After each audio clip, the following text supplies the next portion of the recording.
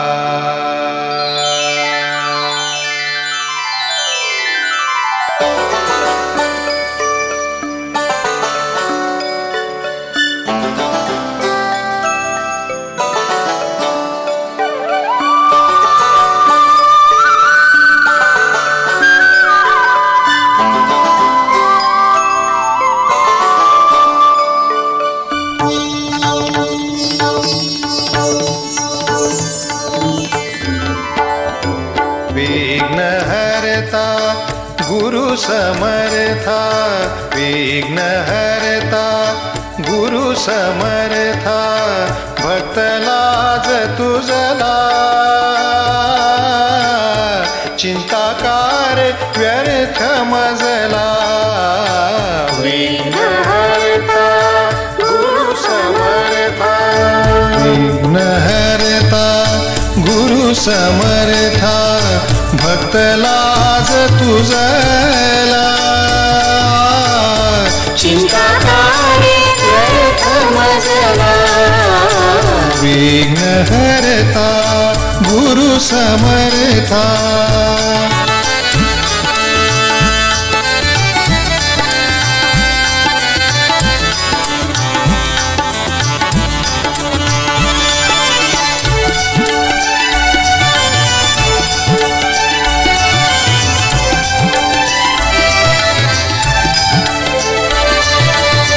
दीनहीन आलो निर्मल चरणी, दीनहीन आलो निर्मल चरणी, अभिमान टाकिला सर्व भाव तुला अर्पिला, सर्व भाव तुला अर्पिला, चिंताकार व्यर्थ मजला।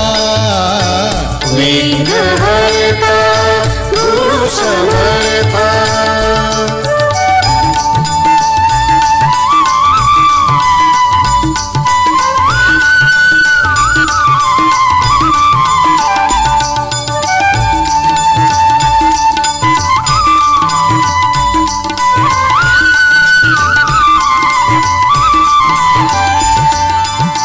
सूत्रधारी तू सूत्र बाहुलिनी, सूत्रधारी तू सूत्र बाहुलिनी, अहं भाव नुरला कर्तृत्वाभिमान सरला, कर्तृत्वाभिमान सरला, चिंताकार व्यर्थ मजला। विघ्नहर्ता गुरु समर्था।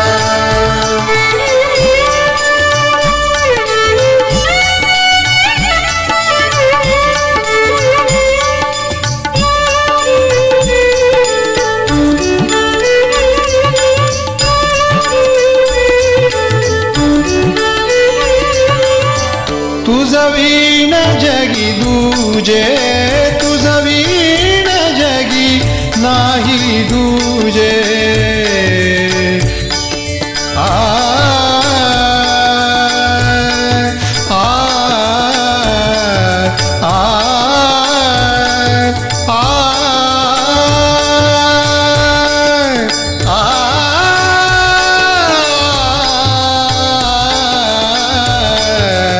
आ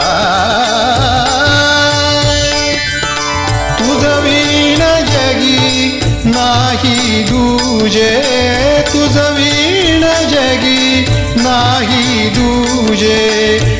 साक्षात्कार मला गुरु प्रेमामृते निमला गुरु प्रेमामृते निमला चिंताकार व्यर्थ मजला विघ्नहर्ता गुरु समर्था विघ्नहर्ता गुरु समर्था भक्त लाज तुझला चिंताकार व्यर्थ मजला विघ्नहर्ता गुरु समर्था विघ्नहर्ता गुरु समर्था विघ्नहर्ता गुरु समर्था विघ्नहर्ता गुरु समर्था विघ्नहर्ता गुरु समर्था गुरु समर्था विघ्नहर्ता गुरु समर्था विघ्नहर्ता विघ्नहर्ता गुरु समर्था विघ्नहर्ता गुरु समर्था गुरु समर्था गुरु समर्था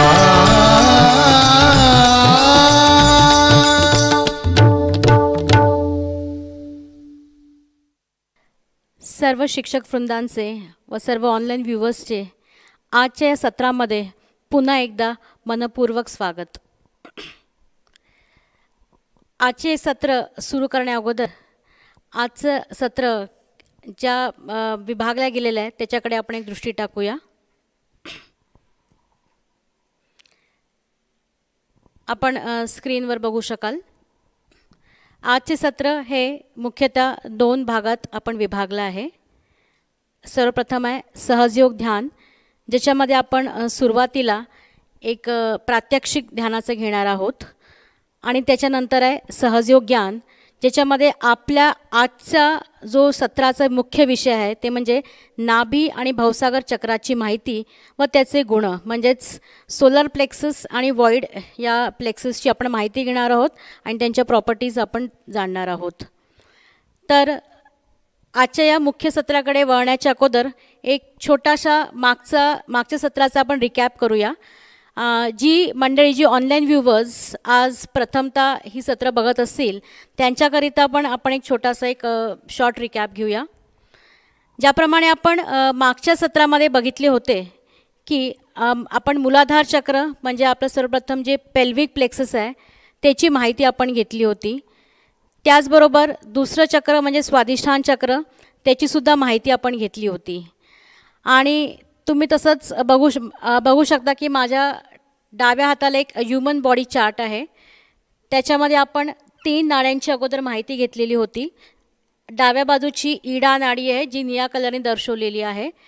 त्याचप्रकारे जी पिवळ्या रंगाने दर्शवलेली आहे ती उजवी बाजूची नाडी म्हणजे पिंगला नाडी आणि जी मधली आहे ती आहे सुषुम्ना नाडी. ज्याप्रमाणे आपल्या मागच्या सत्रामध्ये सांगितले गेले होते की ईडा नाडी म्हणजे आपल्या भूतकाळाची नाडी असते, त्याप्रकारे पिंगला नाडी आपल्या भविष्यकाळाची आणि सुषुम्ना नाडी म्हणजे आपल्या वर्तमान काळाची नाडी आहे.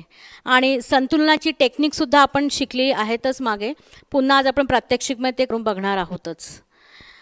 सोबतच आपण मागच्या सत्रामध्ये म्हणजेच कालच्या सत्रामध्ये आपण मूलाधार चक्र म्हणजे आपलं पहिलं ऊर्जा केंद्र, पहिलं एनर्जी सेंटर, ज्याला मेडिकल भाषेमध्ये पेल्विक प्लेक्सस असं सुद्धा म्हटलं जातं, त्याचे जे गुण होते ते गुण आपण जे काल बघितले की क्लॅरिटी ऑफ विजन किंवा मग आपलं प्युरिटी इन थॉट्स, आपल्या विचारांमधली पवित्रता येत असते आणि विजडमसुद्धा आपल्या हे गुण प्राप्त होत असतात या मूलाधार चक्राच्या ऊर्जामुळे.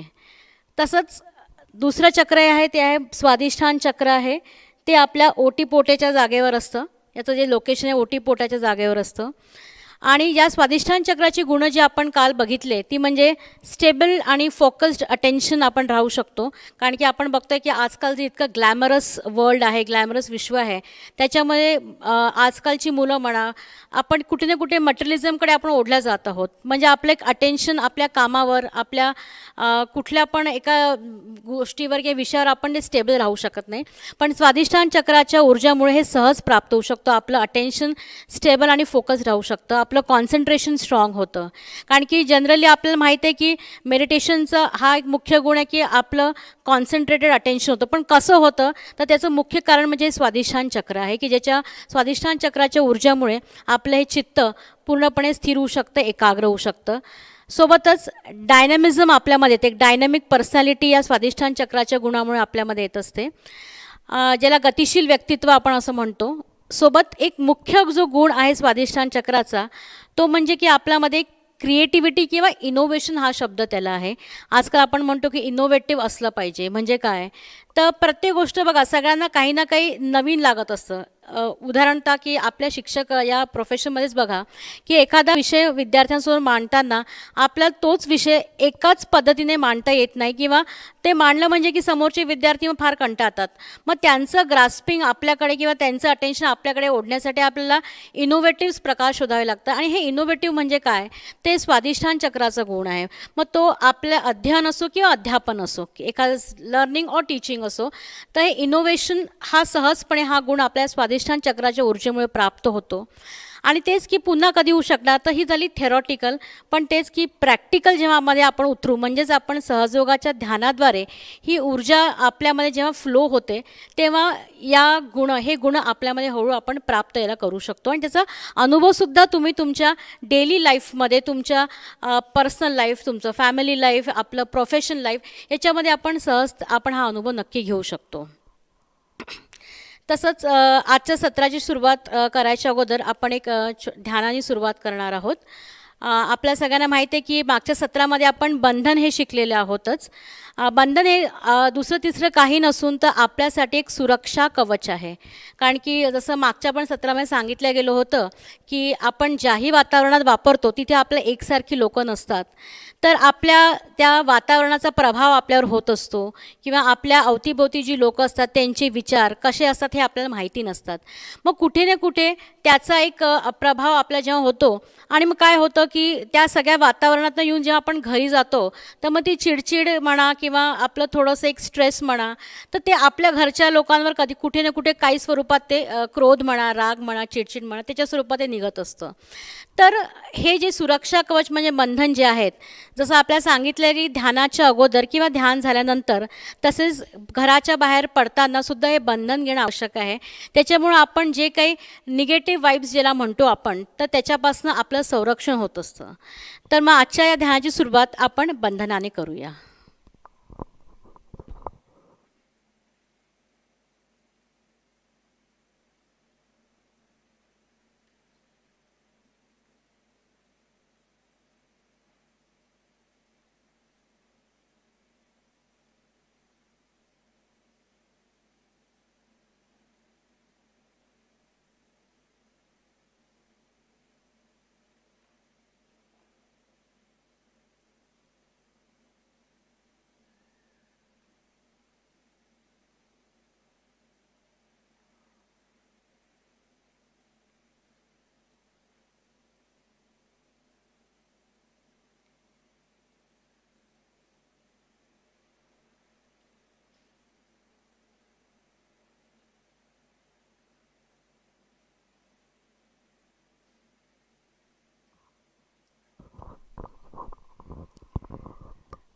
ध्यानाची सुरुवात सर्वप्रथम आपण संतुलनातून करणार आहोत.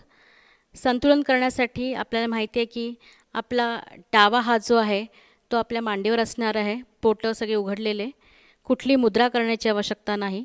आणि जर आपण जमिनीवर बसले असाल तर फारच उत्तम, जर खुर्चीवर बसले असाल तरी हरकत नाही. डावा हात आपल्या मांडीवर आणि आपला उजवा हात जमिनीच्या दिशेकडे आपल्याला पालथा ठेवायचा आहे. ही झाली आपली पहिली क्रिया. त्यानंतर पुन्हा उजवा हात सामान्य करायचा आहे. मग डावा हात आपला आकाशाकडे करायचा आहे. इथे आपण आकाश तत्वासाठी प्रार्थना करणार आहोत. इथे काही प्रार्थना घेऊया. पुन्हा डावा हात सामान्य करूया. त्याच्यानंतर आपलं संपूर्ण लक्ष, आपलं संपूर्ण चित्त आपल्या मूलाधार चक्रावर केंद्रित करायचं आहे. आपलं मूलाधार चक्र म्हणजे आपलं जे माकड हाड जिथे संपतं त्याच्या टोकाच्या अगदी खाली हे मूलाधार चक्र स्थित असतं.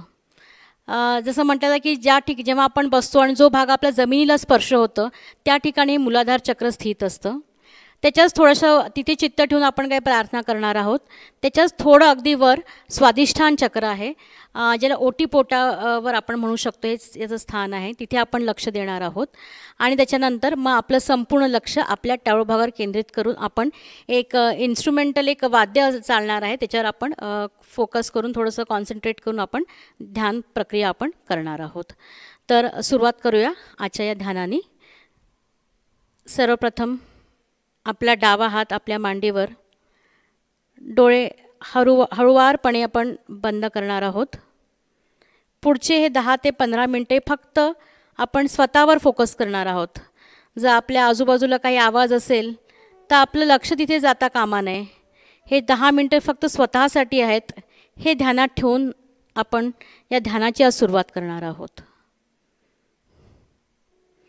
आपला डावा हात मांडीवर आणि उजवा हात जमिनीकडे पालथा.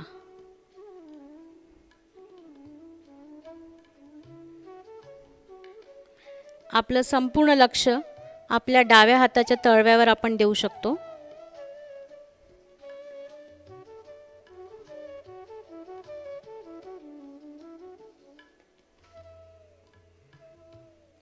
इथे प्रार्थना करणार आहोत. परमपूज्य श्री माताजी, कृपा करून आमची डावी बाजू शुद्ध करा.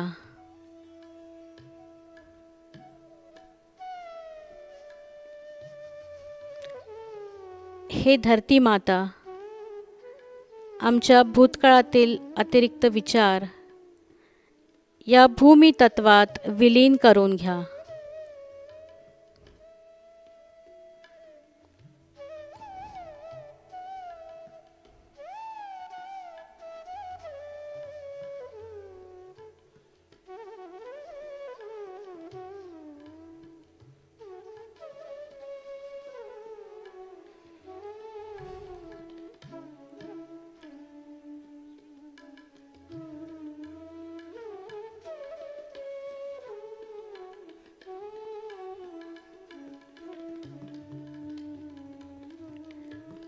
हळूहळू उजवा हात सामान्य करायचा आहे.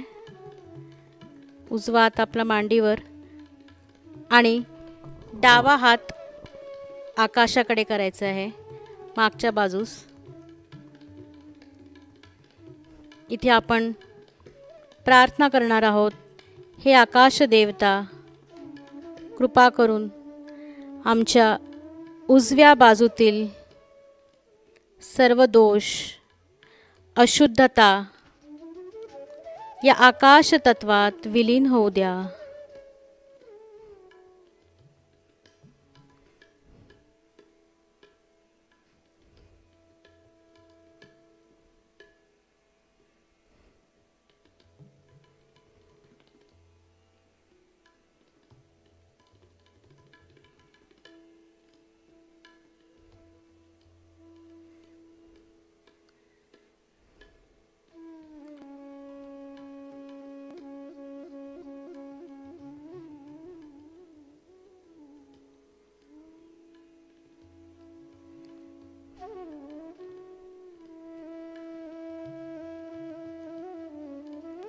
डावा हात हळूहळू खाली घ्यायचा आहे.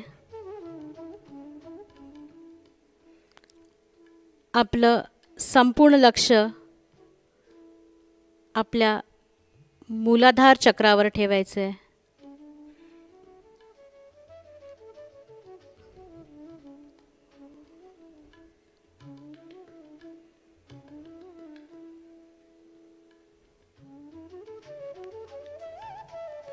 संपूर्ण हृदयातून आपण प्रार्थना करणार आहोत. श्री माताजी, कृपावंत होऊन आम्हाला सत्सत विवेक बुद्धी, विचारातील व दृष्टीतील पावित्र्य प्रदान करा.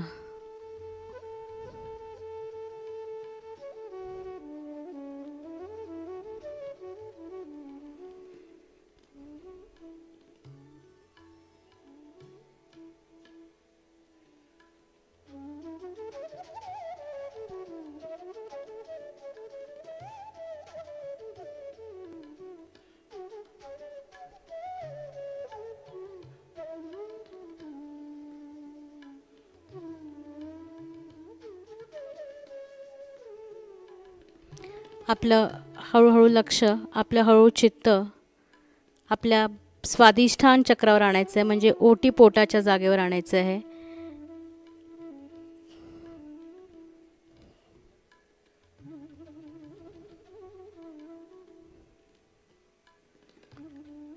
इथे आपण प्रार्थना करणार आहोत. श्री माताजी, कृपा करून आमचे चित्त स्थिर व शांत करा.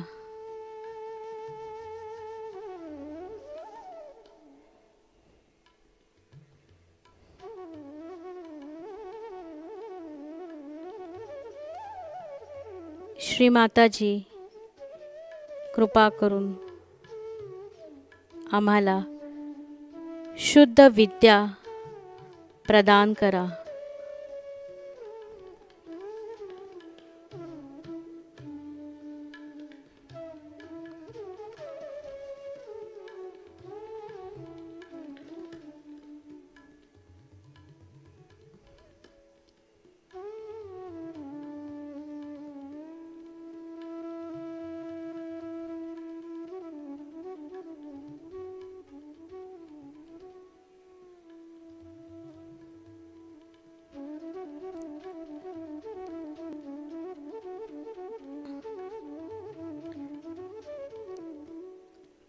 हळूहळू आपलं लक्ष, आपलं संपूर्ण चित्त आपल्या टाळू भागावर केंद्रित करायचं आहे.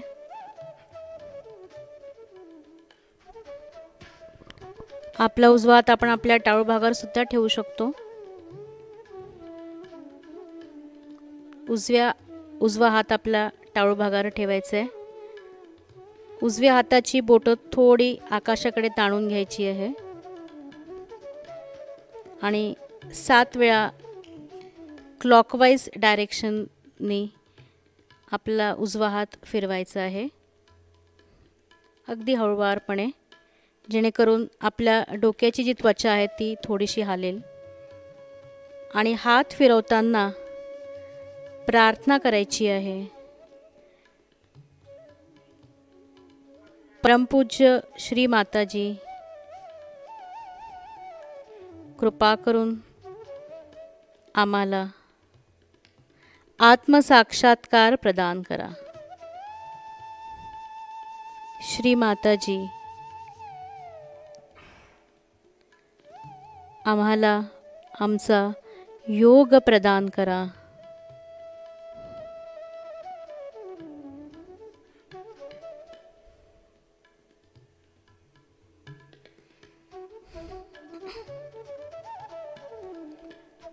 उजवा हात खाली घ्यायचा आहे, आपले दोन्ही हात मांडीवर ठेवायचे आहेत, पण आपलं संपूर्ण लक्ष आपल्या टाळू भागावरच ठेवायचं आहे. आपले डोळे बंदच असतील आणि काही क्षण शांतपणे याच अवस्थेत आपण ध्यानात असणार आहोत.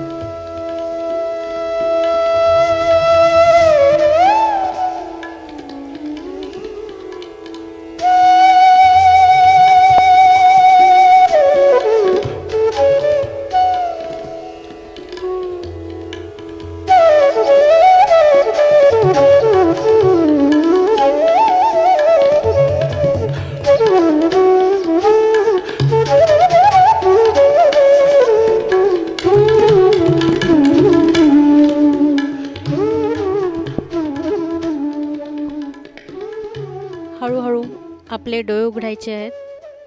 श्री मातेंच्या प्रतिमेकडे आपण बघू शकता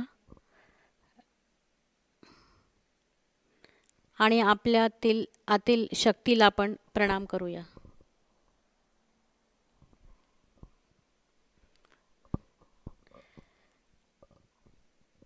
आज जे आपण ध्यान घेतलं की ज्याच्यामध्ये आपण संतुलन आणि आपलं मूलाधार चक्र स्वाधिष्ठान चक्रावर आपण चित्त ठेवून जे ध्यान केलं आहे याची नक्कीच अनुभूती आपल्याला आली असेल. होऊ शकते की ही अनुभूती आपल्या हातांवर म्हणजे आपल्या तळ हातांवर आपल्याला काहीतरी थंड वारा किंवा थंड झुळूक किंवा ती कोंबट पण असू शकते किंवा कोणाला हातात किंवा बोटानं काही चुणचुणलं असेल, कोणाला फक्त शांत वाटलं असेल. असे वेगवेगळे अनुभवसुद्धा आपल्याला येऊ शकतात. ध्यानात येणारा जो काही अनुभव आपल्याला आला असेल तो नक्कीच आम्हाला लाईव्ह चॅटवर आम्हाला फीडबॅक कळवा किंवा मग आपण जेव्हा रेग्युलर घरीसुद्धा ध्यान करत असाल त्यात काही जर अडचणी येत असतील तर त्याचासुद्धा आपण प्रश्न किंवा आपला फीडबॅक नक्की लाईव्ह चॅटवर द्या. त्याचे जे काही आपल्या प्रश्नांचे निरासन असेल ते आपण पुढच्या सत्रात नक्की करूया.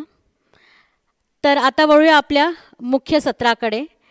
ते म्हणजे आजचा जो विषय आहे की नाभीचक्र आणि भवसागर, ज्याला आपण मेडिकल लँग्वेजमध्ये सोलर प्लेक्सस आणि एक व्हॉइड असं म्हणतो.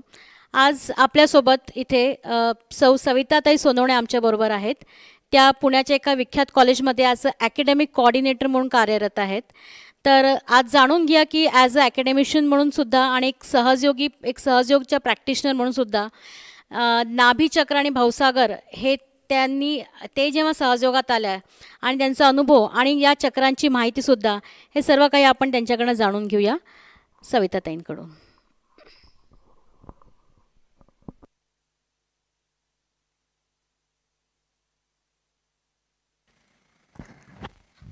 जय श्री माताजी. ऑनलाईन कार्यशाळेसाठी उपस्थित असलेल्या सर्व शिक्षक बंधू भगिनींचे हार्दिक स्वागत आहे.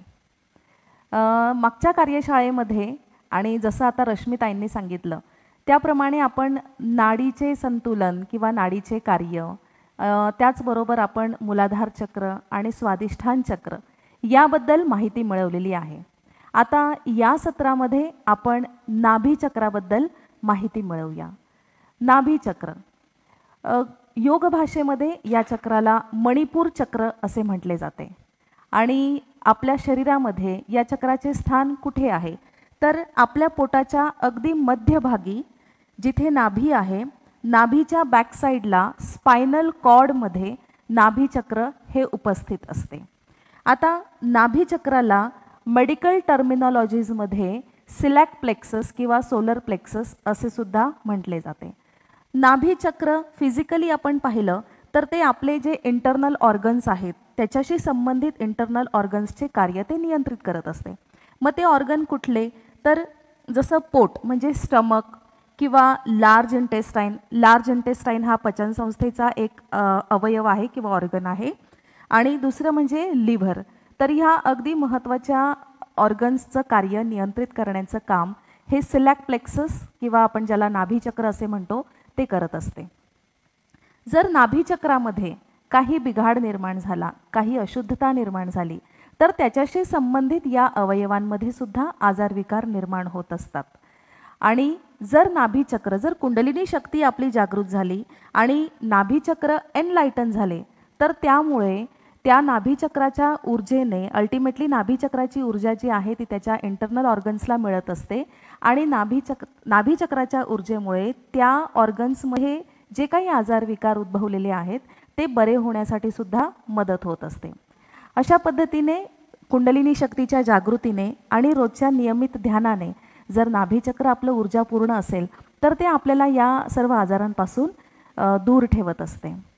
आता पुढचा आपला महत्त्वाचा मुद्दा आहे की नाभीचक्र हे आपल्या प्रोफेशनशी, आपल्या शिक्षकी पेशाशी कशा पद्धतीने संबंधित आहे त्याबद्दल आपण जाणून घेऊया. जसं आपण पाहिलं की नाभीचक्र जेव्हा आपल्यामध्ये जागृत होत असतं तेव्हा आपल्या बऱ्याचशा काही शारीरिक अवयवांचे किंवा शारीरिक आजारांशी आपली मुक्ती होत असते. त्याच पद्धतीने नाभीचक्राच्या जागृतीमुळे आपल्या व्यक्तिमत्वात देखील विकास होत असतो. आपल्या व्यक्तिमत्वात काही महत्त्वपूर्ण गुणांचा विकास या नाभीचक्राच्या जागृतीमुळे होत असतो. तर ते कुठले? जसं आंतरिक शांती, आपल्यामध्ये मानसिक शांती ही निर्माण होत असते. दुसरं म्हणजे धैर्य शक्ती, ज्याला आपण संयम असे म्हणतो. आणि तिसरं अगदी महत्त्वाचे ते म्हणजे जीवनाच्या प्रत्येक घटकामध्ये संपूर्ण समाधान. या अत्यंत महत्त्वपूर्ण गुणांचा विकास नाभीचक्राच्या जागृतीमुळे आपल्या व्यक्तिमत्वामध्ये होत असतो. आता ते कसे आपण पाहूया. आंतरिक शांती. आंतरिक शांतीचा भंग कधी होतो हो? एक शिक्षक म्हणून जेव्हा आपण अध्यापनाचं कार्य करत असतो, तर या आधुनिक जीवनशैलीमध्ये आपण सतत आपल्याच क्षमतेशी स्पर्धा करत असतो, हो की नाही? आणि शिवाय व्यावसायिक जीवनशैलीमध्ये आपल्यामध्ये ज्या काही क्षमता आहेत आणि वाढत जाणाऱ्या अपेक्षा यांच्या पूर्ततेसाठी सतत आपली ओढाताण असते. आपण निरंतर कार्यरत होत असतो आणि त्यामुळे ताण निर्माण होतो, एक स्ट्रेस निर्माण होतो. हा स्ट्रेस केवळ आपल्या आंतरिक शांतीचाच भंग करत नाही, तर आपल्यामध्ये अनेक शारीरिक आजारांना सुद्धा तो आमंत्रण देत असतो. तर अशा वेळी नाभीचक्र जेव्हा प्लावित होते, नाभीचक्रामध्ये जेव्हा ऊर्जा निर्माण होते, तेव्हा आपल्यामध्ये मनशांती निर्माण होत असते आणि आपल्या स्वभावामध्ये सुद्धा स्थिरता प्राप्त होते. या मनशांतीमुळे आणि स्थिरतेमुळे, स्वाभाविक स्थिरतेमुळे आपण आपल्या दैनंदिन कार्याकडे सुद्धा अत्यंत पॉझिटिव्ह दृष्टिकोनाने पाहत असतो. जे दैनंदिन कार्य आपण करतो, कधीतरी आपल्याला या रोजच्या रुटीनचा कंटाळा येतो आणि अशा वेळी जर नाभीचक्र आपलं जागृत झालं तर या दैनंदिन कार्याकडे पाहण्याचा दृष्टिकोन आपला बदलतो आणि हेच कार्य आपल्याला अगदी उत्साहपूर्ण वाटत असते. शिवाय नाभीचक्र जेव्हा जागृत होते किंवा त्याची आपल्याला ऊर्जा जेव्हा प्राप्त होत असते, तेव्हा आपले वैचारिक प्रवृत्तीसुद्धा बदलत असते. आपण अगदी सकारात्मक होत असतो. आपला दृष्टिकोन हा अत्यंत सकारात्मक होतो आणि मग कुठलीही समस्या जर आपल्यासमोर आली तर ती समस्या व्यक्ती स्वरूपात असू द्या किंवा परिस्थिती स्वरूपात असू द्या, त्याच्याकडे आपण समस्या या स्वरूपात न पाहता एक अपॉर्च्युनिटी आणि एक संधी या स्वरूपात पाहत असतो. तर अशा पद्धतीने नाभीचक्र जेव्हा आपलं जागृत होतं, तेव्हा थोडक्यात काय तर फक्त शारीरिक आजार बरे होतात असं नाही, तर आपल्या व्यक्तिमत्वात देखील अत्यंत महत्त्वपूर्ण गुणांचा विकास होत असतो. आता दुसरा गुण आपण पाहिला होता तो म्हणजे धैर्य शक्ती, संयम. संयमाची आवश्यकता शिक्षकांना कधी पडते हो? संयमाची आवश्यकता शिक्षकांना कधी पडत असते? शिक्षक म्हणून जेव्हा आपण अध्यापनाचं कार्य करतो, तेव्हा वेगवेगळ्या बौद्धिक क्षमतेच्या विद्यार्थ्यांना आपला विषय आपल्याला समजून सांगायचा असतो. या विद्यार्थ्यांच्या निरंतर विकासासाठी आपण कार्यरत असतो आणि हे कार्य करतेवेळी शिक्षकांना अत्यंत संयमाची आवश्यकता असते. शिवाय संयम हा फक्त शिक्षकांनाच आवश्यक असतो का? तर नाही, विद्यार्थ्यांना देखील संयमाची तितकीच आवश्यकता असते.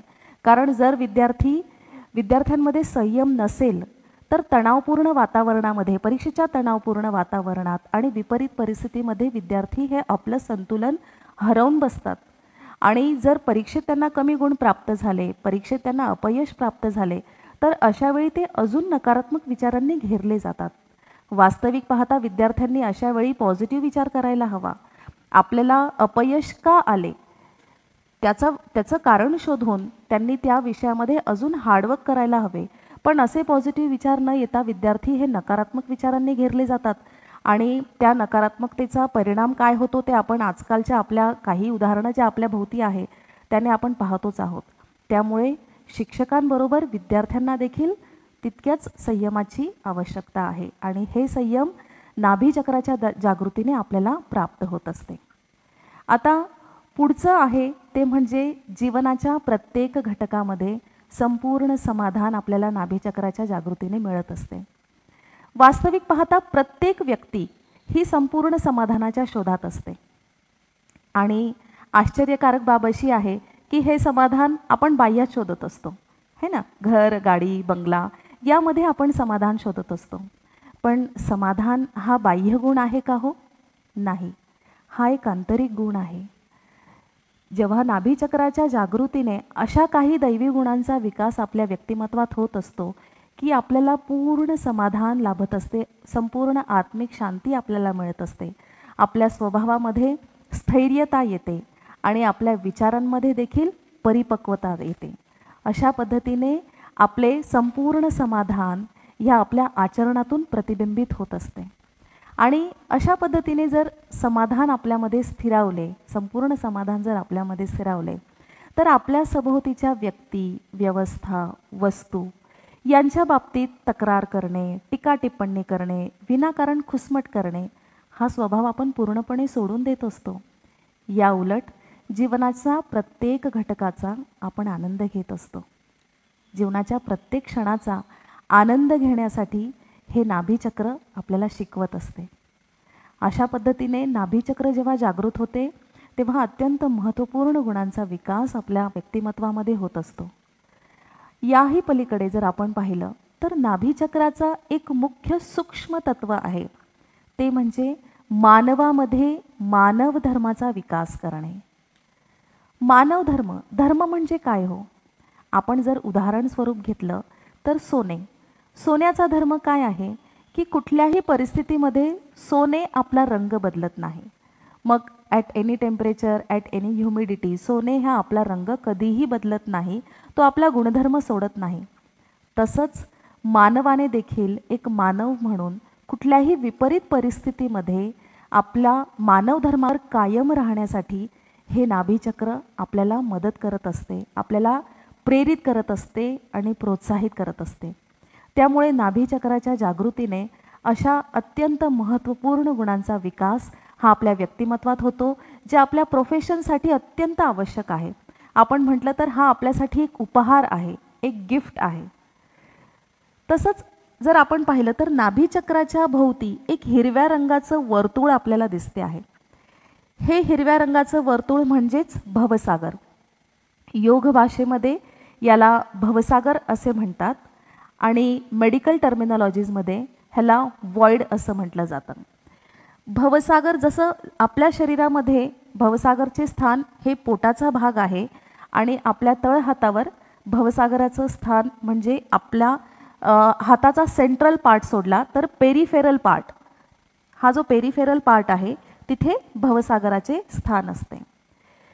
भवसागर हे कुठल्या अवयवांशी संबंधित आहे? जसे नाभीचक्र हे स्टमक, लार्ज इंटेस्टाईन आणि लिव्हर यांच्याशी संबंधित आहे, भवसागर ही त्याच अवयवांशी संबंधित असते.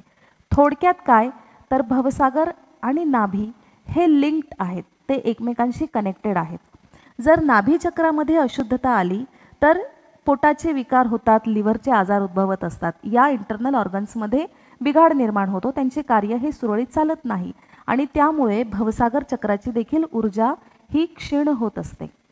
त्यामुळे जर या इंटरनल ऑर्गन्सचे कार्य सुरळीत चालू ठेवायचे असेल तर दररोज नियमित ध्यानाने भवसागर चक्रातून पॉझिटिव्ह ऊर्जा प्रवाहित होणे हे अत्यंत आवश्यक आहे.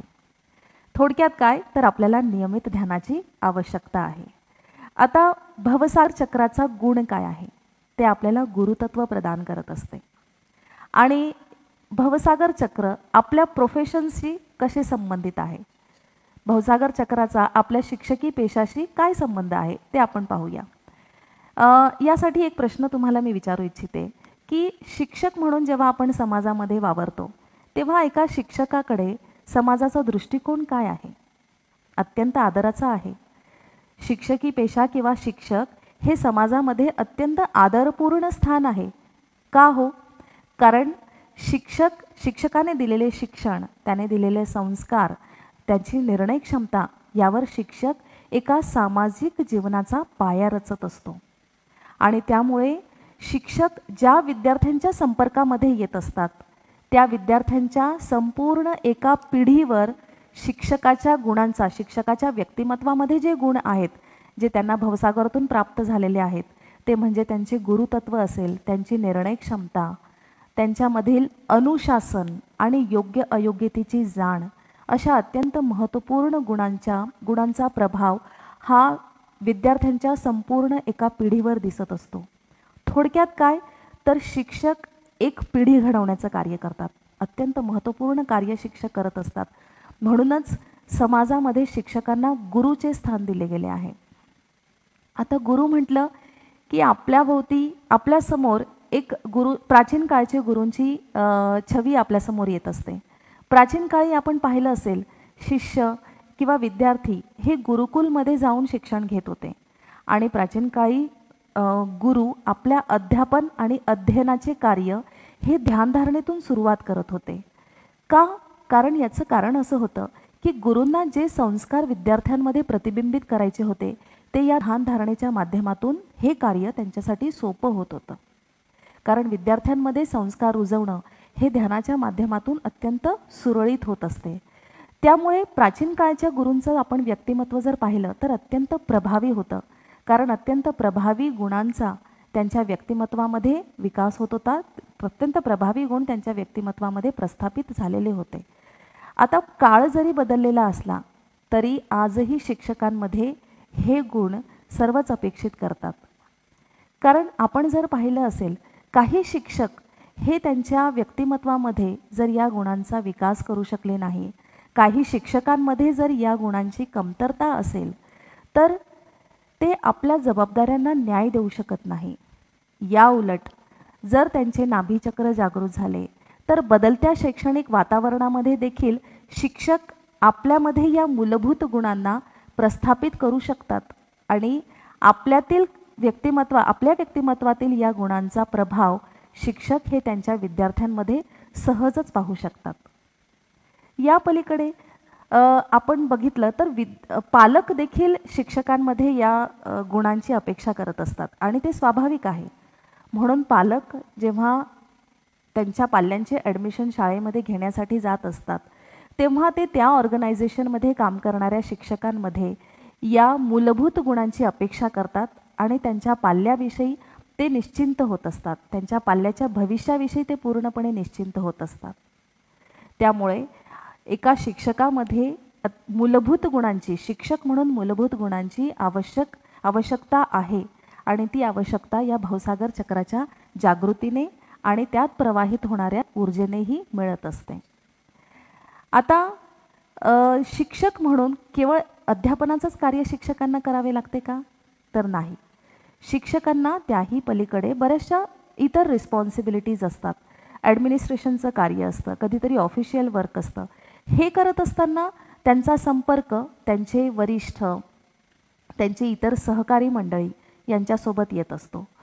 तर या वेळेला सहकाऱ्यांशी संबंध साधताना किंवा वरिष्ठांशी संबंध साधताना आणि एखाद्या विपरीत परिस्थितीमध्ये शिक्षक ज्यांचे भवसागर चक्र हे प्लावित झालेले आहे ते अत्यंत संयमाने कुठल्याही पद्धतीचा कम्युनिकेशन गॅप न राहता आणि अहंकार आणि न्यूनगंडाची भावना दूर करून अत्यंत निरपेक्ष निर्णय ते घेऊ शकतात. कशामुळे?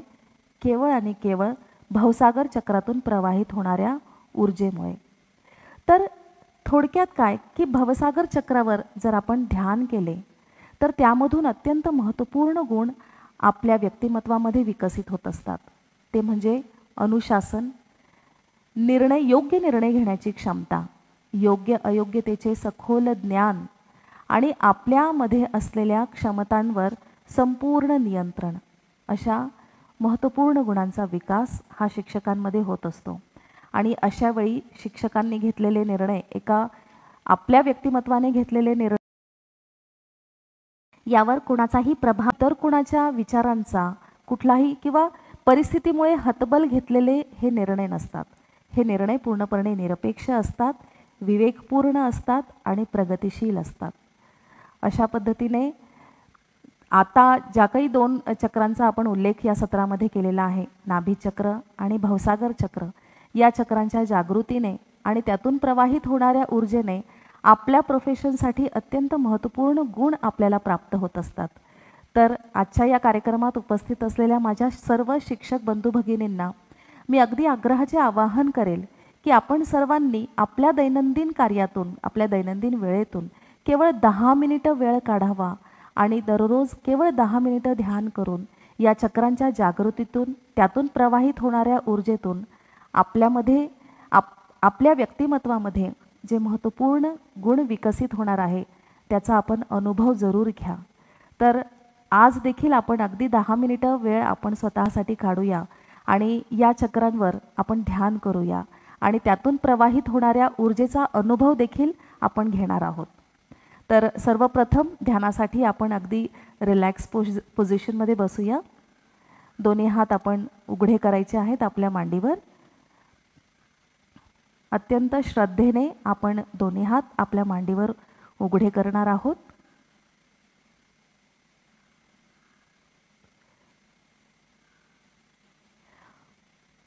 मूलाधार चक्र आणि स्वादिष्ठान चक्राचे स्थान हे आपल्याला ऑलरेडी माहिती आहे, पण तरीसुद्धा मूलाधार चक्र हे आपण जमिनीवर बसल्यानंतर जो भाग आपला जमिनीला टेकवतो तिथे आपले मूलाधार चक्र आहे.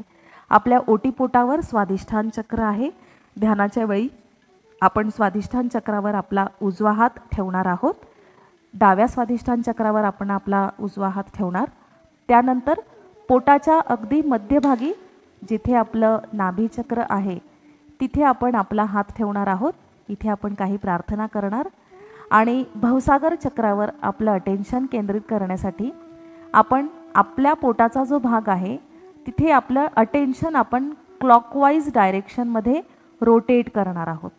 अशा पद्धतीने आपण इथे अटेन्शन ठेवूया. या सर्व क्रिया हे आपण आता डोळे बंद करून करणार आहोत. त्यासाठी दोन्ही हात आपण मांडीवर घेणार.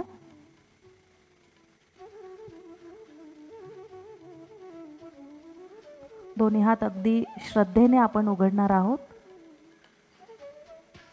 आपल्यासमोर परमपूज्य श्री माताजी निर्मला देवी यांची प्रतिमा आहे. दोन्ही हात जोडून अत्यंत श्रद्धेने आपण त्यांना वंदन करणार.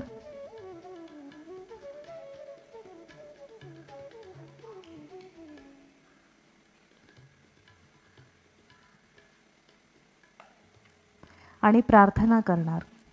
श्री माताजी, कृपा करून आजच्या या ध्यानातून आपण आम्हाला पूर्ण समाधान प्राप्त करा. श्री माताजी, कृपा करून आमचे गुरुतत्व जागृत करा व आम्हाला संयमशील व्यक्तिमत्व प्रदान करा, अशी आपल्या चरणी आम्ही प्रार्थना करतो.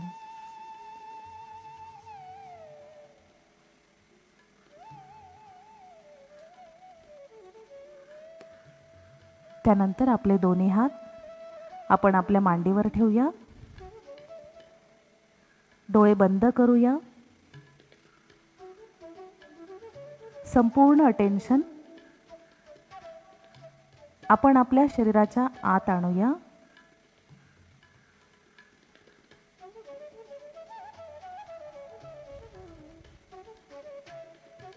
आपलं चित्त आपण आपल्या श्वासांवर केंद्रित करूया.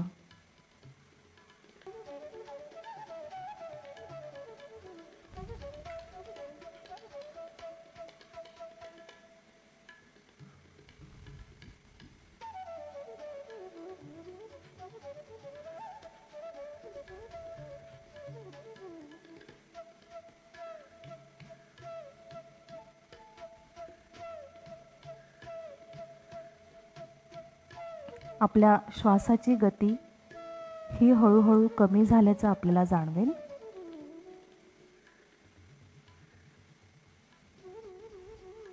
आणि आपले मन आणि चित्त स्थिर झाल्याचा अनुभव आपल्याला होतो आहे.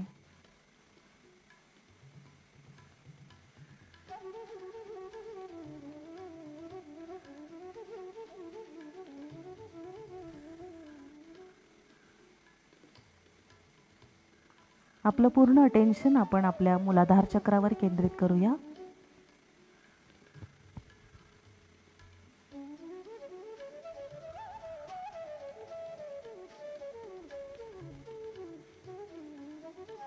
इथे आपण हृदयापासून प्रार्थना करूया. श्री माताजी, कृपा करून आम्हाला अबोधिता प्रदान करा.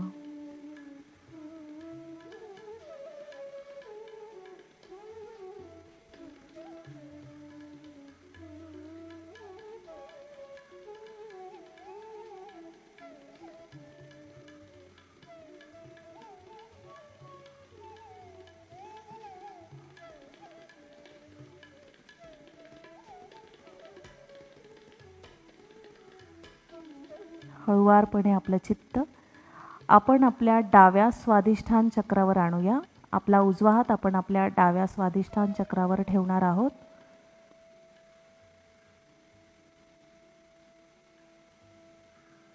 इथे आपण पुन्हा प्रार्थना करूया. परमपूज्य श्री माताजी, कृपा करून आम्हाला शुद्ध विद्या प्रदान करा.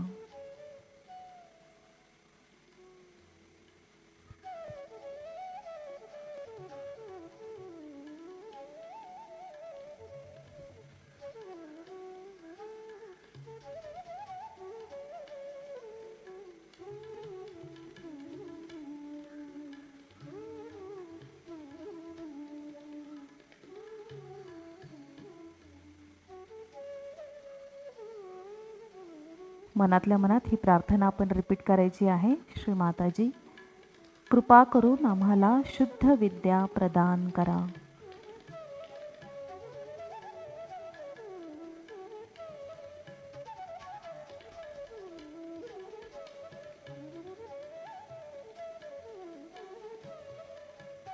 आपला उजवा हात आपण आपल्या नाभी चक्रावर ठेवणार आहोत. पोटाच्या अगदी मध्यभागी नाभीवर आपला हात आपण ठेवूया.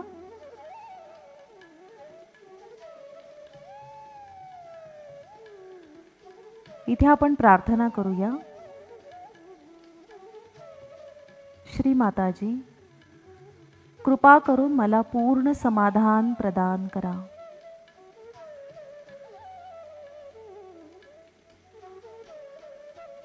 मला संयमशील व्यक्तिमत्व प्रदान करा.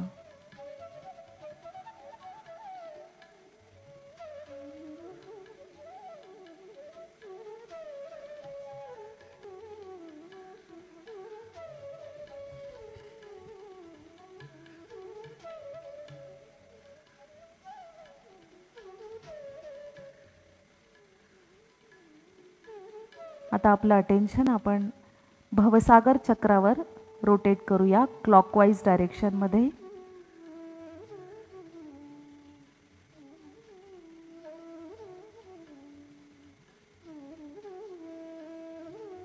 इथे आपण प्रार्थना करूया. परमपूज्य श्री माताजी, कृपा करून माझे गुरुतत्व जागृत करा.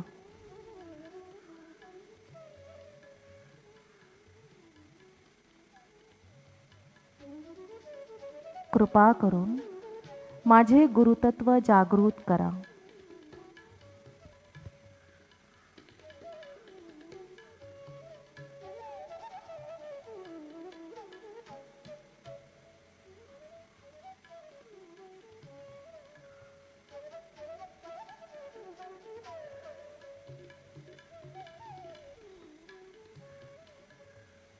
आता हळूच आपला उजवा हात आपण मांडीवर घेणार आहोत. आपलं पूर्ण लक्ष हळूहळू आपण आपल्या टाळू भागात आणूया आणि दोन्ही तळ हातांवर आपला तळ हातावर आपण आपलं चित्त दोन्ही हातांच्या मिडल फिंगरवर म्हणजे मधला बोट त्यावर आपण ठेवणार आहोत, जिथे नाभी चक्राचं स्थान आहे, आणि तळ हातावर जिथे भवसागराचं स्थान आहे. तिथे आपल्याला काय जाणीव होते त्याकडे आपण लक्ष देणार आहोत.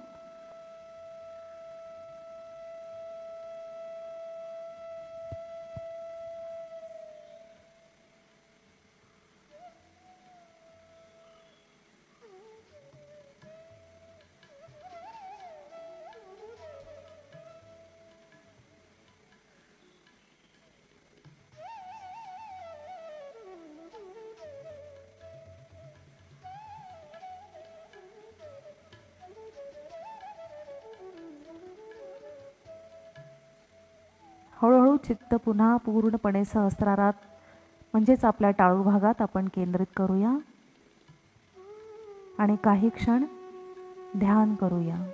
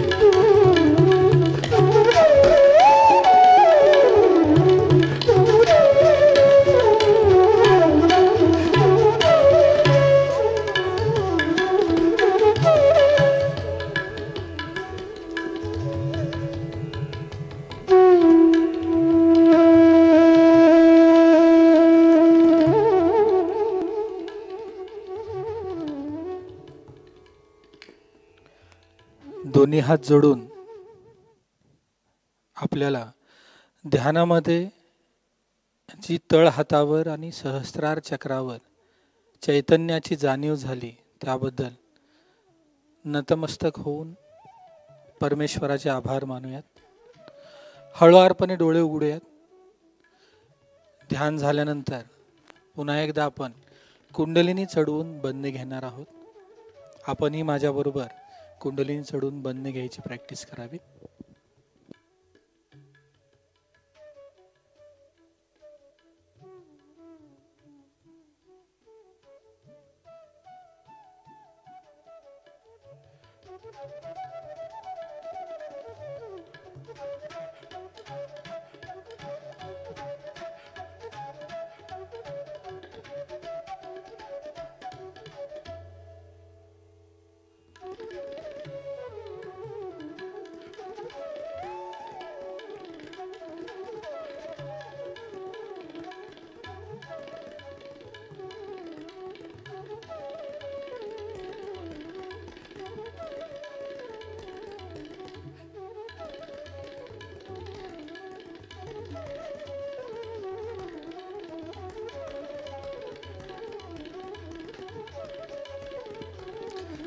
कसं वाटलं ध्यानामध्ये?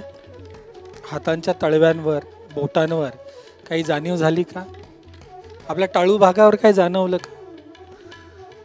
जी जाणीव झाली ती कृपया आपण चॅट बॉक्समध्ये आम्हाला मेसेज करू शकता, जेणेकरून आपल्याला काय जाणीव झाली त्याच्याबद्दल आम्हाला कळू शकेल. बंधनं जी आपण घेतली ती मेडिटेशन सुरू व्हायच्या अगोदर आणि सुरू झाल्यानंतर हे घेणं गरजेचं आहे. सुरू व्हायच्या अगोदर का घ्यायचं? तर आपण मेडिटेशन करणार आहोत. मेडिटेशन म्हणजे निर्विचारितेची स्थिती. या स्थितीमध्ये विचार रहित अवस्था आपल्याला जाणवते आणि या अवस्थेत आपल्याला बाहेर कुणीही डिस्टर्ब करू नये याच्यासाठी ही कुंडलिनी शक्ती सहस्रार चक्रावर स्थिर ठेवत आपण एक देवी कवच आपल्या भोवती घेतो. यानंतर मेडिटेशन झाल्यानंतर सुद्धा हे बंधन घेणं गरजेचं असतं, कारण जी निर्विचारितेची स्थिती आपल्याला प्राप्त झालेली आहे ती पुन्हा कायम राहावी याच्यासाठी आपण पुन्हा बंधन घेतो. जसं आपण मेडिटेशन कराल तसं आपल्या तळव्यांवर ही चैतन्याची जी जाणीव आहे ती वाढायला लागते. आतापर्यंत आपण मूलाधार, स्वाधिष्ठान आणि आज नाभी आणि भवसागर चक्राबद्दल आपण माहिती पाहिलेली आहे. त्यांचे गुण काय आहेत, त्यांचे स्थान शरीरामध्ये कुठे आहेत ते, आणि ज्यावेळेस हे कुंडलिनी शक्ती जागृत झाल्यानंतर एक एक चक्र प्लावित करत ती सहस्राराच्या दिशेने चलायमान होते, तशी या चक्रांचे जे गुण आहेत, जे क्वालिटीज आहेत ते आपल्या आतमध्ये येतात. आता या चक्रांचे स्थान जे आहे ते हातावर कुठे आहेत आपण स्क्रीनवर पाहू शकता. स्पायनल कॉर्डमध्ये तर आपलं स्थान चक्रांचं कुठं आहे ते माहीत आहे, तसंच आपल्या हातांवरही प्रत्येक चक्राचं स्थान आहे. ज्यावेळेस आपण मेडिटेशन करतो त्यावेळेस या चक्रांच्या स्थानाच्या इथं आपल्याला काही सेन्सेशन जाणवतात. जसं पहिलं चक्र मूलाधार आहे, दोन्ही हातांच्या तळव्यांमध्ये जिथं मनगट सुरू होतं तिथं 1 नंबरचं जे चक्र दिलेलं आहे ते मूलाधार चक्र आहे. तसंच पायामध्ये जी टाच आहे त्या टाचेच्या इथं या मूलाधार चक्राचं सेन्सेशन आपल्याला जाणवतं. दुसरं चक्र स्वाधिष्ठान चक्र दोन्ही हातांमध्ये अंगठ्यांच्या इथे आणि पायांमध्ये जर पाहिलं तर मध्यभागी जे बोट आहे 2 नंबरचं तिथं याचं सेन्सेशन आपल्याला जाणवतं. भवसागर दोन्ही तळव्यांमध्ये तळ हाताचा मध्यभाग सोडला तर जो परीघ तळ हाताचा आहे तिथे, आणि तीच स्थिती आपल्या पायांवरही आहे. पायाचा मध्यभाग जर सोडला तर सभोवताली हे भवसागरचं सेन्सेशन आपल्यामध्ये जाणवतं. ज्यावेळेस आपण मेडिटेशन करतो त्यावेळेस हे व्हायब्रेशन या चक्रांवर जाणवलं तर समजायचं की या चक्राची स्थिती जी आहे ती अतिशय चांगली आहे. नाभी चक्र आणि भवसागर चक्र या दोन्हींचं स्थान जे आहे ते आपल्या पोटामध्ये आहे, आणि आपल्याला माहीत आहे जवळपास 70 ते 80% ज्या काही व्याधी आपल्याला होतात त्या सगळ्या पोटांमुळे होतात. ज्यावेळेस कुंडलिनी शक्ती हे चक्र छेदते, भवसागर म्हणजे बऱ्याच वेळेला आपण अध्यात्मात किंवा धार्मिक ग्रंथात ऐकलं असेल भवत पार कराया किंवा भवसिंधू पार कराया, म्हणजे ज्यावेळेस ही कुंडलिनी शक्ती हे भवसागर छेदित करते त्यावेळेस खऱ्या अर्थानं आपल्यामध्ये एक गुरुतत्व येतं, आपल्यामध्ये एक महानता येते. आणि महानता असणं हा एक व्यक्तिमत्वाचा एक अजोड पैलू आहे. जसं आत्ता आपण बऱ्याच वेळेस ऐकलं की कुठलाही जो वडीलधारी मंडळी आहेत किंवा आई वडील आहेत, आपल्या पाल्याला जर एखाद्या शाळेत घालायचं झालं तर ते अगोदर काय पाहतात, शाळा काय क्वालिटीची आहे, तिथं शिकवणारे टीचर जे आहेत ते प्रगल्भ आहेत का, कॅपेबल आहेत का शिक्षण देण्यासाठी. याच्यासाठी ज्यावेळेस कुठलीही व्यक्ती स्वाधिष्ठान, मूलाधार, नाभी आणि भवसागर ज्यावेळेस या चक्रांचे गुण, या चक्रांचे क्वालिटीज त्यांच्या आतमध्ये येतात त्यावेळेस खऱ्या अर्थानं त्याच्या स्वभावांमध्ये ते प्रतिबिंबित होतात. त्यांचं व्यक्तिमत्व जे आहे ते प्रगल्भ होतं. नाभीचक्र ज्यावेळेस जागृत होतं त्यावेळेस आपल्यामध्ये उदारता येते, आपल्या आतमध्ये धर्म स्थापित होतो, शांती प्रस्थापित होते आणि आपल्या आतमध्ये एक गुरुतत्व किंवा निर्णय क्षमता जी आहे, त्वरित निर्णय घेण्याची क्षमता आपल्यामध्ये आतमध्ये येते. गुरु म्हणजे काय, महानता, जे आपल्या स्वभावात येते, एक भक्कम आणि भारी भरकमपणा आपल्यामध्ये येतो, म्हणजे खऱ्या अर्थानं वजनदार आपण बनतो. तर हे कधी होईल हे आपण विचार करून होणार नाही. ज्यावेळेस आपण मेडिटेशन करू, मेडिटेशन केल्यानंतर कुंडलिनी शक्ती पुन्हा प्रवाहित होते आणि या चक्रांच्या क्वालिटीज आपल्या आतमध्ये येतात. तर आशा आहे आपण रेग्युलर मेडिटेशन करून या क्वालिटीज ज्या आहेत त्या आपल्या आतमध्ये प्रतिबिंबित कशा होतात याची अनुभूती आपण स्वतः घेणार. कारण सहजयोग जे आहे ते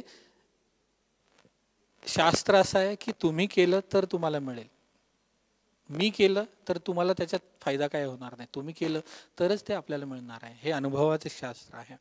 तर निश्चितच आपण सकाळ आणि संध्याकाळी हे 10 मिनिटाचं मेडिटेशन करावं. हे मेडिटेशन कसं करायचं पुन्हा एकदा आपण पाहून घेणार आहोत.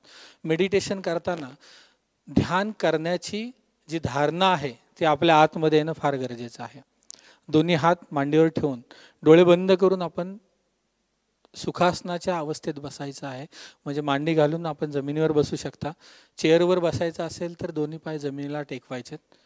पहिली क्रिया आपल्याला करायची, आपल्या श्वासांवर आपलं लक्ष केंद्रित करायचे, जेणेकरून आपल्या मनात जे विचार आहेत त्यांना थोडीशी शिथिलता प्राप्त होते. विचारांना शिथिलता प्राप्त झाली तर ॲटोमॅटिक मन जे आहे ते एकाग्र होतं. सर्वप्रथम नाडी संतुलन करून घ्यायचं. त्याच्यासाठी उजवा हात जमिनीवर पालथा ठेवायचा, डावा हात मांडीवरच राहील. इथं प्रार्थना करायची, माताजी माझ्या शरीरातील सर्व दोष पृथ्वी मातेमध्ये विलीन करून घ्या. इथं जाणवेल उजव्या हातातून काहीतरी खाली जात आहे आणि जसजसं हे खाली जाईल तसं डाव्या हातावर काहीतरी जाणवेल आपल्याला, जी जाणीव फार छान असेल. पुन्हा उजवा हात मांडीवर ठेवायचा, डावा हात आकाशाकडे करायचा. प्रार्थना करायची, माझ्या उजव्या बाजूतील सर्व दोष आकाश तत्वात विलीन होऊ द्या म्हणून. डाव्या हातातून जसजसं आपल्या आतील दोष आकाशात खेचले जातील तसतशा उजव्या हाताच्या तळव्यावर आपल्याला अधिक चैतन्य जाणवेल. याच्यानंतर पुन्हा आपण उजवा हात आपल्या हृदयावर ठेवायचा, डावा हात मांडीवरच राहील. प्रार्थना करायची, मी शुद्ध आत्मा आहे. पुन्हा हाच हात आपल्या कपाळावर ठेवायचा. इथं सर्वांना क्षमा करायची आणि प्रार्थना करायची, माताजी कृपा करून मला क्षमाशील व्यक्ती बनवा. याच हाताचा तळवा ताठ करायचा, टाळूवर ठेवायचा, दाबून गोलाकार 7 वेळेला हा फिरवायचा. फिरवत असताना प्रार्थना करायची, माताजी कृपावंत होऊन आपण आम्हाला आत्मसाक्षात्कार प्रदान करा. आपलं चित्त आपल्या टाळूवरच केंद्रित ठेवत दोन्ही हात मांडीवर ठेवायचे, डोळे बंद करून या स्थितीत थोडा वेळ आपल्याला ध्यान करायचं आहे. चित्त जर भटकत आहे असं वाटतंय तर पुन्हा श्वासांवर लक्ष केंद्रित करायचं. जसं हे ध्यान करायची आपण प्रॅक्टिस कराल तसतसं ॲटोमॅटिक आपलं चित्त जे आहे ते आपल्या टाळूवर आणि दोन्ही हातांच्या तळव्यावर स्थिर व्हायला मदत होईल. आतापर्यंत आपण काही चक्रांची माहिती घेतली. कुंडलिनी शक्ती जागृत झाल्यानंतर त्या चक्राचे गुण आपल्यामध्ये प्रतिबिंबित कसे होतात हे पाहिलं. आता आपण प्रत्यक्ष अनुभव पाहणार आहोत की सहजयोग ज्यावेळेस आपण सहजयोगात येतो, ध्यानधारणा करतो, त्यावेळेस जे शिक्षक आहेत सहजयोगातले, सहजयोग त्यांना कसा फायदेशीर होतो. बऱ्याच वेळेस काय होतं, जे आपण विद्यार्थ्यांना शिकवतो ते विद्यार्थी त्यांची बौद्धिक क्षमता जी आहे ती समान नसते. मग प्रत्येक विद्यार्थ्यांना शिकवण्यासाठी संयम नावाचा गुण, औदार्य नावाचा गुण हा शिक्षकांमध्ये असणं फार गरजेचं असतं. तर तेच एक उदाहरण आहे. आपल्याबरोबर आहेत सोनाली पाटोळे. या स्वतः सहयोग करतात, सहयोगाची प्रॅक्टिस करतात. मुलांना शिकवताना त्यांना येणारा अनुभव आपण प्रत्यक्षातच पाहूयात.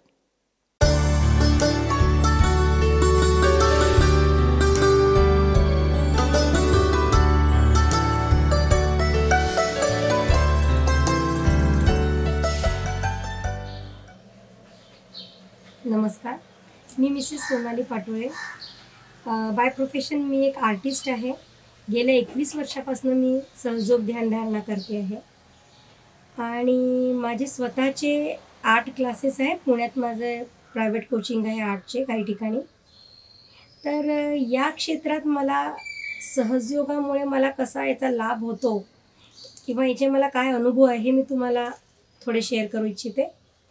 आता नाभीचक्र जे आहे, नाभीचक्राचा जो गुण आहे तो म्हणजे संतुलन, डायनामिझम ज्याला आपण गतिशीलता म्हणू, आणि एक बॅलन्स. तर हे जे सगळं आहे हे आपल्याला कसं अचीव करता येईल, तर त्यात माझा अनुभव असा आहे की आता मी ज्या क्षेत्रात आहे तेथे माझ्याकडे सगळ्याच वयोगटातील पण आहे आणि सगळ्या श्रेणीतले विद्यार्थी आहे.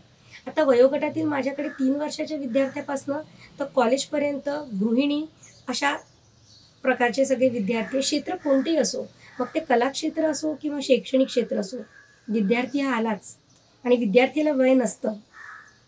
आता ह्या सगळ्या विद्यार्थ्यांना टॅकल जेव्हा आपण करतो तेव्हा आपल्यामध्ये जे संतुलन म्हणतो ते संतुलन असणं गरजेचं आहे. आता माझा स्वतःचा मी अनुभव असा सांगेल की माझ्याकडे जो एक गट आहे विद्यार्थ्यांचा, एक ॲज अ आर्टिस्ट म्हणून जे विद्यार्थी माझ्याकडे येतात त्यातला एक गट असा आहे की ज्यांना खरंच त्याच्यात आवड आहे आणि आपण जे म्हणतो त्याचा हात त्याच्यात चांगला आहे, त्याला विशेष खूप परिश्रम घ्यायची आवश्यकता नाही आहे, त्याचं आहेच तसं, तो करू शकतो चांगला. एक दुसरा गट आहे की तो आपण ज्याला म्हणू सरासरी म्हणजे ॲव्हरेज, त्याची इच्छा आहे, खूप इच्छा आहे आणि तो बऱ्यापैकी करतो पण अजून तिथपर्यंत नाही आहे त्याचं, तो तिथपर्यंत अजून पोचलेला नाही आहे पण त्याची इच्छा आहे. आणि एक तिसरा गट आहे, तो विद्यार्थी कमी असतो, तो गट कमी असतो की त्याला विशेष काही आवड नाही पण त्याच्या पालकांची इच्छा असते की नाही यांनी काहीतरी करावं, एक कोणती तरी कला जोपासावी आणि हा करू शकतो आणि यांनी याच्यात काही करावं. हा गट थोडा कमी आहे. पण आता या तिन्ही गटातील विद्यार्थ्यांना आपल्याला हँडल करायचं, जेव्हा मला हँडल करायचं असतं तेव्हा एक थोडंसं चॅलेंजिंग जॉब माझ्यासाठी आहे. कारण की याच्यात मला संतुलन कसं साधता येईल. जो एक गट आहे जो ऑलरेडी त्याचा हात चांगला आहे, तो हे सगळं करतोच, त्याच्यामुळे मला त्याच्यात काही खूप त्यांना फक्त मला एवढंच करायचं की त्यांना अजून त्याच्यावरती पोचवायचं आहे. म्हणजे आजकाल जे नेट बघतो आहे, इंटरनेट आहे, हे आहे, इथून कोणती असं कॉपी न करता त्यांनी स्वतःच्या इनोव्हेटिव्ह आयडिया कशा डेव्हलप करायचं याच्यासाठी मला त्यांना प्रोत्साहन द्यायचं आहे, त्यांना मार्गदर्शन करायचं आहे. दुसरा जो आहे ज्याला आपण म्हणतो की सरासरी ॲव्हरेज, तर हे जो ॲव्हरेज विद्यार्थी आहे तर याला प्रोत्साहन देऊन की नाही तू करू शकतोस, तर तिथे मला ती गती कशी मेंटेन करायची, नाही तू हे करू शकतोस, तू करणार आहे आणि तू हे बिलकुल छान केलं आहे, आता जे केलं तू खरंच छान केलेलं आहे, तू अजून याच्यापेक्षा छान करू शकतो. तर त्याला ते प्रोत्साहन देणं म्हणजे तो तिथपर्यंत पोचेल, म्हणजे त्याचा अजून इच्छाशक्ती वाढेल आणि तो अजून चांगलं करेल. आणि जो विद्यार्थी आहे जो कमी आहे की असा विद्यार्थी गट कमी आहे की ज्याला ती आवड नाही आहे, तर त्याच्यामध्ये ती आवड निर्माण करणं, त्या क्षेत्राबद्दल त्याला ते सांगणं की नाही हे असं असं आहे आणि हे बघ, त्याला ज्याला ती खरं तर ज्याची आवड आहे त्यांनी त्या क्षेत्रात जावं, प्रश्नच नाही. पण कधी कधी तो विद्यार्थी असतो की त्याला विशेष काहीच काही हे नसतं की हां हेही चालेल, मी इथेही करू शकतो, पण ती आवडच नाही त्याला कोणत्या याची, तर त्याला त्या श्रेणीपर्यंत आणावं.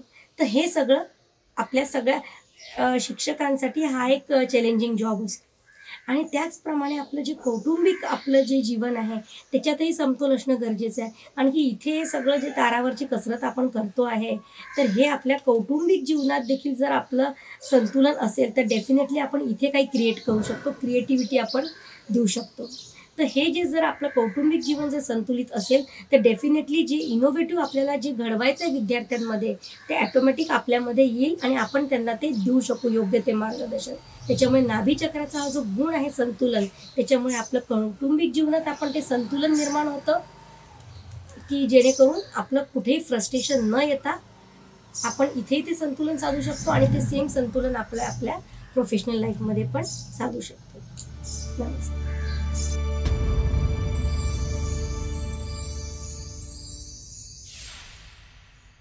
याच्यानंतर आणखीन 2 व्हिडिओ आपण पाहणार आहोत. त्यामध्ये ज्यावेळेस लॉकडाऊन सुरू झाला होता त्यावेळेस नॅशनल स्कूल प्रोपगेशन टीमच्या वतीने सहजयोगाचे काही वेबिनार खास शिक्षकांसाठी आयोजित करण्यात आले होते.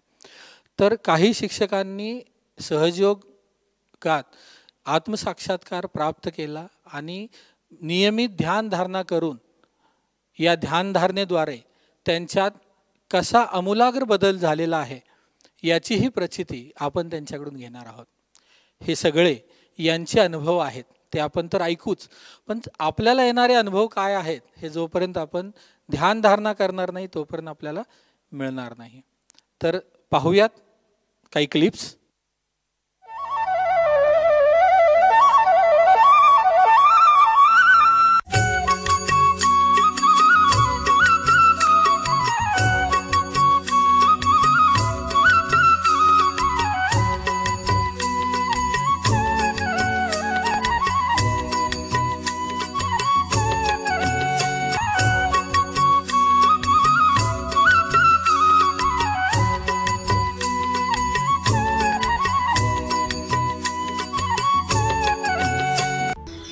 Initially, when I completed it, I feel that my head is little warmer rather than what she says. Do you feel cooling effect or not? But when I perform it, the Sahaj Yoga, I till reach now in 7 or 8 days. I feel cooling effect in my both palms when I put this palm after the Kriya with my chest open to the sky. And it is very wandering. My body, which is initially warmer, I feel it cools down after the Kriya. And I feel very calm. And I decide to, when I realize if I practice it daily, one day I will reach the whatever she said, that the cooling effect on the head when after the finishing the Kriya. Like just 15 minutes or 15 or 20 minutes in daily life twice a day. It's very much helpful for your healthy life, physically as well as mentally also. As I am a teacher in the college, associate professor, I came around 2,000 students, new fresh students every year. And I now decided to spread this in my students because they feel, I feel this is very much important for their younger life. Now my age is 58 years, 57, 58 years. If my students will know a little bit earlier days like 20 or 18th year, and if they perform, they will be benefited in their student life, in their career life. मनात एक आंतरिक ऊर्जा आणि मनाची एकाग्रता वाढली. सर्वांनी या क्लिप बघावी आणि याचा लाभ घ्यावा. हमारे विद्यालय में सहज का प्रोग्राम हुआ था और उससे सभी छात्रगण और शिक्षकगण लाभ उठाए. मैं आगे भी चाहती हूँ इस तरह का प्रोग्राम समय समय पर विद्यालय में होता रहे जिससे सभी का कल्याण हो सके.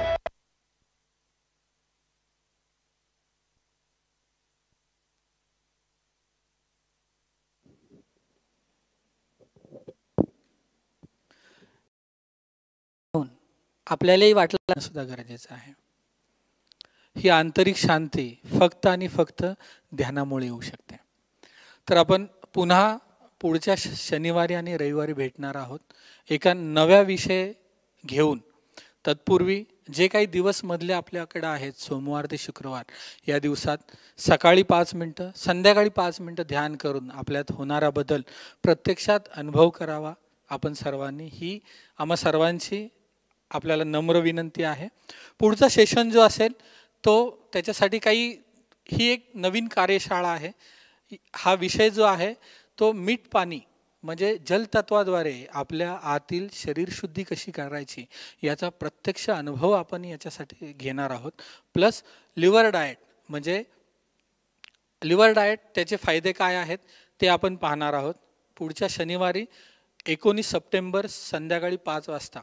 आपल्याला आणखीन एक विनंती आहे, टोल फ्री नंबर जो आहे खाली जो दिलेला आहे स्क्रीनवर 1800300700 या टोल फ्री नंबरवर आपण फोन करू शकता. आपल्या मनात जर काही प्रश्न असतील तर निर्भीडपणे हे प्रश्न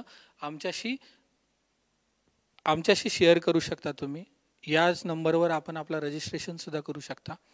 तर पुढल्या शनिवारी मीठ पाणी जलतत्व याच्यासाठी काही तयारी करणं गरजेचं आहे, ती जस्ट तुमच्याशी शेअर करू आम्ही. सर्वप्रथम एक चेअर आपल्या करण्यासाठी एक चेअरवर बसायचं किंवा स्टूल जरी असेल हरकत नाही. एक मोठं भांडं घ्यायचं जो टब असेल थोडासा. त्या टबमध्ये साधारण आपल्या पायाचे घोटे बुडतील एवढं पाणी घ्यायचं. एक साधा मग पाणी भरून बाजूला ठेवायचा आणि पाय धुण्यासाठी स्वच्छ कपडा एक घ्यायचा. त्याच्याबरोबर साधारण एक पसाभर जे जाड मीठ असतं ते घ्यायचं. काय लागणार आहे आपल्याला साहित्य, एक टब ज्याच्यात आपले पाय आपण ठेवू शकतो. घोटा बुडेल एवढं पाणी त्या टपामध्ये घ्यायचं आहे. पसाभर जाड मीठ, एक मग स्वच्छ पाण्याचा आणि पाय पुसण्यासाठी कपडा घ्यायचा.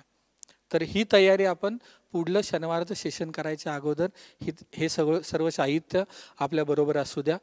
यावेळेस मीठ पाणी कसं करायचं, या जलतत्वाच्या मदतीने आपले शरीर शुद्धी कसं करायचं इथे सांगितलं जाईल आणि त्याचबरोबर आपण आमच्याबरोबर त्याची अनुभूतीही करू शकाल.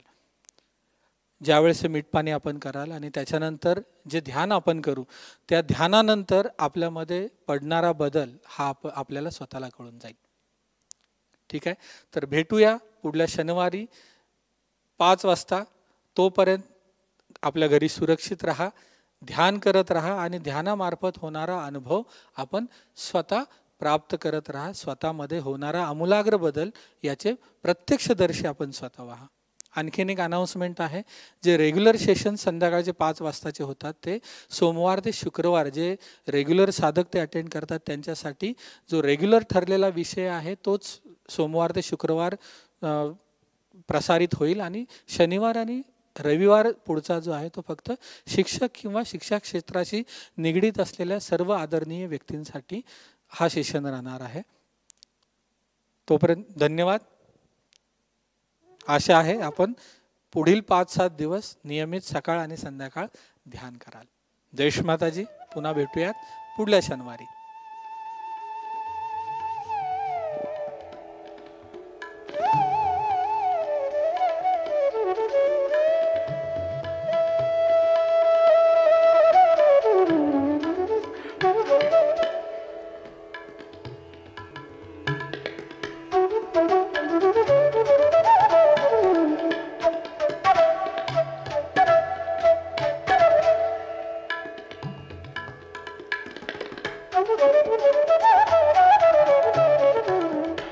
Thank you.